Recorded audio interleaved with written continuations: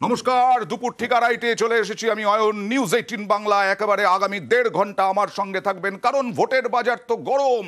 ভোটের বাজার গরম, আর সেখানে বিভিন্ন প্রচার, বিভিন্ন মন্তব্য, তা নিয়ে বিতর্ক এই সব হচ্ছে। তৃণমূল কংগ্রেস কি করবে, কবে থেকে প্রচার শুরু করবেন মমতা বন্দ্যোপাধ্যায়, সব দেখাবো। কিন্তু প্রথম দেখাবো কাল ক্ষোভ, আজ ক্ষমা।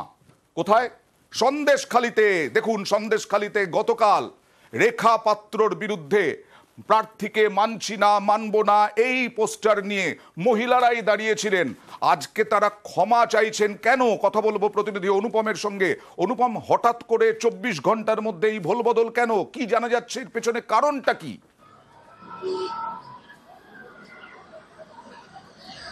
দেখো অয়নদা, এই যে গত পরশুদিন বসিরহাট লোকসভা কেন্দ্রে যখন বিজেপি প্রার্থী ঘোষণা হলো রেখা পাত্র, তারপরেই গতকাল সকাল থেকেই কিন্তু দেখা গেছে যে সন্দেশখালীর বিভিন্ন জায়গায় সেখানে পোস্টার পড়েছে রেখা পাত্রর বিরুদ্ধে, এবং তারপরে রেখা পাত্রর বিরুদ্ধে কিন্তু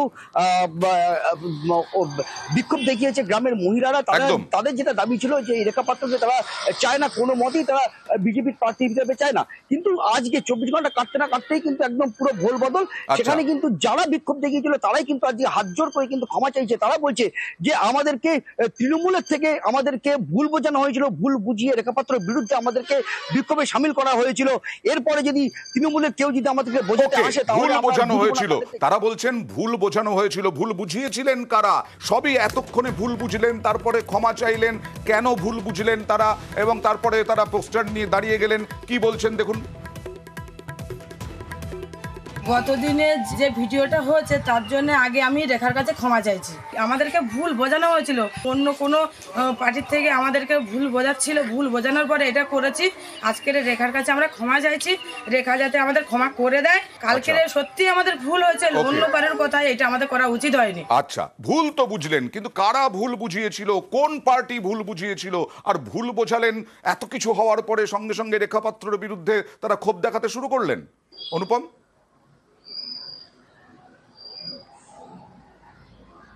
হ্যাঁ দেখো, এইখানেই কিন্তু বড় প্রশ্ন যে ওরা যারা বিক্ষোভ দেখিয়েছিল তারাই আজকে আবার হাত জোর করে ক্ষমা চাইছে, এবং তারা বলছে যে তারা তৃণমূলের কিছু কর্মী সমর্থক তাদেরকে ভুল বুঝিয়ে তাদেরকে এই বিক্ষোভ আন্দোলনে সামিল করেছিল। কিন্তু যদিও একদম পরিষ্কারভাবে সন্দেশখালীর যে বিধায়ক সুকুমার মাহাতো তিনি কিন্তু বলেছে, যেটা জানিয়েছে যে এই যে বিজেপি কর্মী সমর্থক যারা এটা করেছে এতে তৃণমূলের কোনো হাত নেই।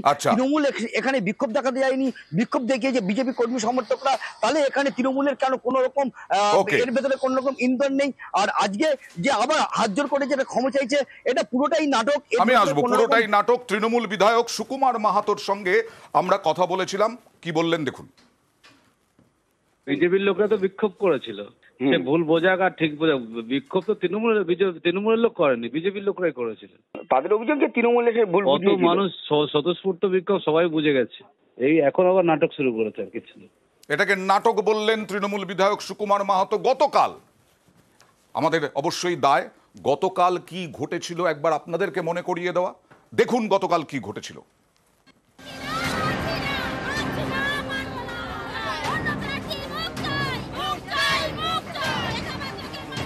রেখা পাত্র সন্দেশখালী আন্দোলনের অন্যতম প্রধান মুখ।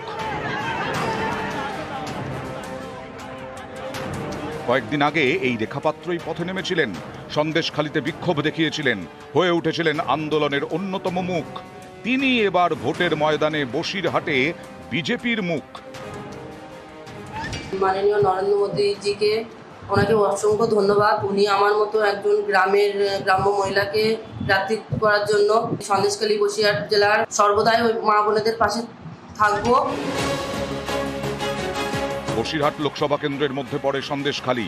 সেই কেন্দ্রের বিজেপি প্রার্থী সন্দেশখালীর মেয়ে, অথচ সেই সন্দেশখালীতেই তার বিরুদ্ধে বিক্ষোভ, প্রার্থী বদলের দাবি।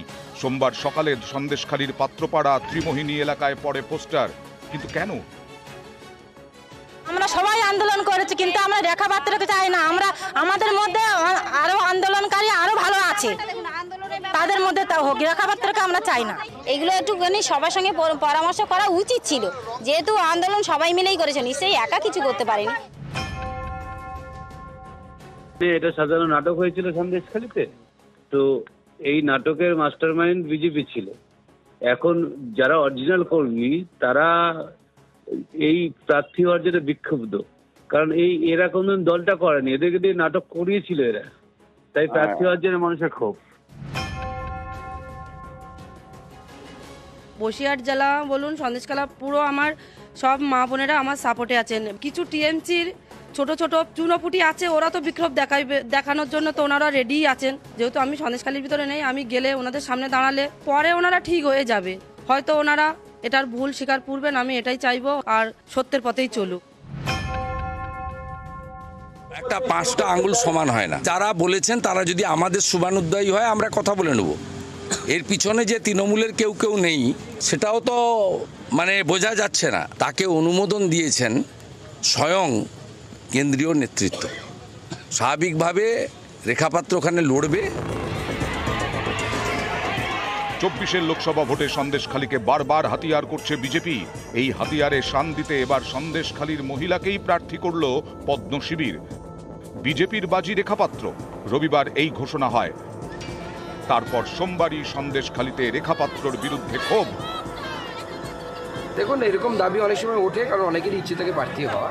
আমরা কথা বলছি, আমাদের পার্টি একটা সিদ্ধান্ত নেওয়ার পর সেই সিদ্ধান্ত সবাইকে বোঝাতে হয়। আমাদের পার্টি কর্মীদেরকে আমরা বোঝাই, যেহেতু বিজেপি প্রার্থী হওয়ার একটা আগ্রহ উত্তেজনা মানুষের মধ্যে, তখন যাদের ইচ্ছে ছিল অথচ এই ধরনের বিক্ষোভ হয়, আমরা সামনে নেব।